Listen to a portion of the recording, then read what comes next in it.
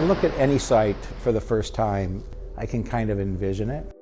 You're as invested in it as they are, and you're trying to put yourself in their place, knowing what you know, what's going to bring you delight on a daily basis. It of course starts with a great property, location, a great architect. This particular project started in 2007 and realized a few years after that we're revisiting parts of the project. This particular client is very engaged, very passionate about the project. Started with the client. They chose an architect that was going to delight them, and they wanted to live in art.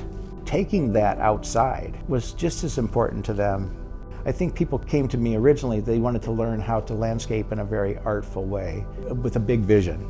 From the outset, we'd worked with Doug on some of the big picture visioning and with loose big ideas, sketch form, working collaboratively with architect Peter Gluck and his team about adjacencies, where we can optimize views, and programmatically how everything ties together.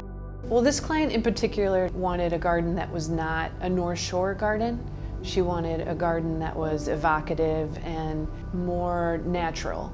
At the time, we were calling it like new naturalism, like a meadow came and just kind of settled along the driveway and along different areas of the house. It was one of the first projects at Hershout that we really kind of explored this new type of planting design on this type of scale.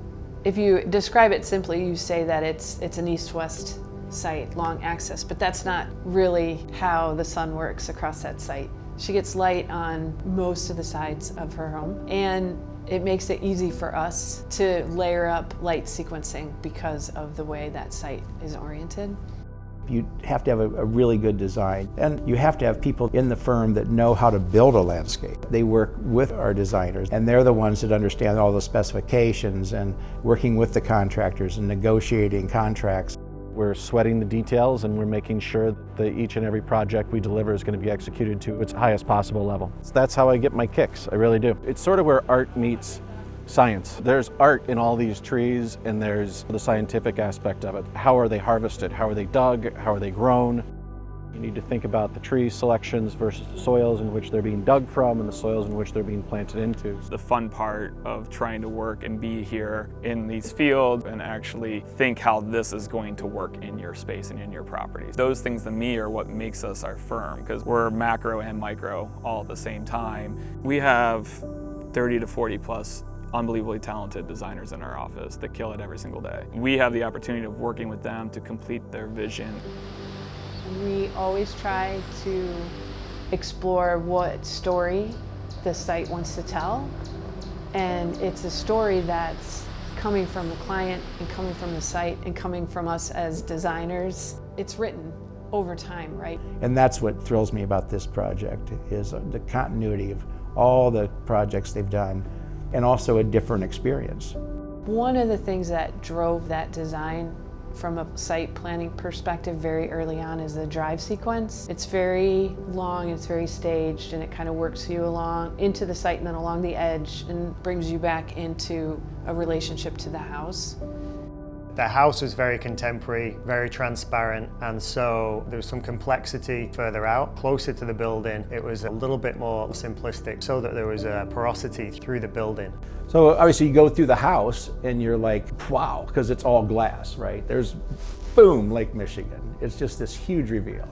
This project has taken on a few different paths from the inception when it was being designed. There was another parcel acquired that afforded us some additional opportunities programmatically for the client. Now we've connected to next door. We have a cutting garden on the rooftop. We have a vegetable garden. Being able to bridge those two properties has allowed us to make adjustments to the family terrace, where the trees are a little bit more organized on there. It's providing more shade, and it's a little bit more of an intimate space than it was previously.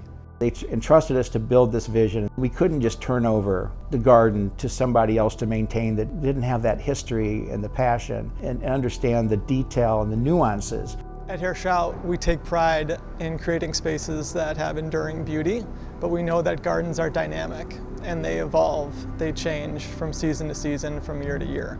So we want to be involved with our projects and with our clients and landscape contractors to help realize those gardens and make sure that they are being maintained the way we want them to. To keep the vision alive, you have to keep your finger on the pulse. We needed to continue to care to have a studio that nurtured our gardens because they evolve. But my favorite part is the minutia, like the really tight, detailed little things. And with our hands-on approach of always being on site, we're able to elevate the design beyond initial intention. The continued trust that we're going to keep it looking better, it truly is what helps make this garden amazing. Having a great breadth of experience in being able to apply that to a great level of detail on the projects that we have, to bring unique solutions to the table and create some amazing finished landscapes.